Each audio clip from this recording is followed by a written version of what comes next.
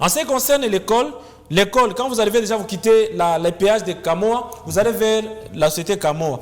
Déjà avant, quand vous arrivez déjà, le premier bâtiment, c'est le bâtiment là où on construit l'école. Vous allez voir qu'il y a même des ferrons, des ferrons parce que c'est un bâtiment en étage qui sont les ferrons qu'on a déjà placés parce qu'ils ont déjà coulé la dalle.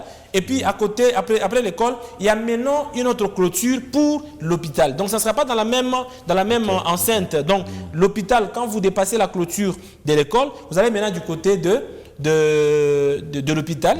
Et puis donc, derrière si maintenant, l'hôpital n'est pas que pour les élèves. Non, l'hôpital n'est pas que pour les élèves. En fait. C'est pour toute la population de ce côté. Mais les élèves auront également droit de se faire soigner à cet hôpital sans difficulté. Mais maintenant, derrière l'école, c'est là que la Grande Souka Saini est en train de construire un internat moderne qui va aider la population de ce coin à pouvoir se faire soigner dans les très bonnes conditions. Vous voyez déjà avec ces bonnes idées, M. Efraïm Mununga, ça fait que les gens ne vont pas seulement se limiter à construire dans les anciens quartiers, ils vont aller dans le nouveau quartier. Parce que quelqu'un il s'est dit, il y a une école tout près ici, il y a un hôpital tout près ici, je ne vois rien,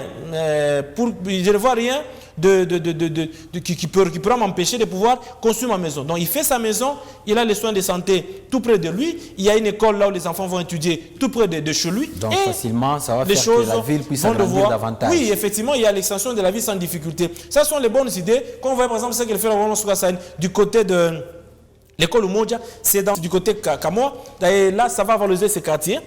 Non seulement de ce côté-là, quand vous allez du côté là où elle construit la résidence et la résidence du gouverneur, du vice-gouverneur, les résidences officielles du gouverneur, vice-gouverneur, c'est également dans une brousse, mais du côté RVA, du côté aéroport. Quand vous dépassez l'aéroport, vous allez vers Cité des Anges là-bas. C'est là qu'elle construit la résidence du gouverneur, du vice-gouverneur, les résidences officielles. Les gens, ça valorise aussi les quartiers, les gens sont en train de construire également. Donc, quand on voit ces genres d'initiatives, ce sont des initiatives qui permettent à ce que les pays puissent se développer. C'est comme ça qu'on a développé également beaucoup de pays à travers le monde, M. Efraïm Mununga. En tout cas,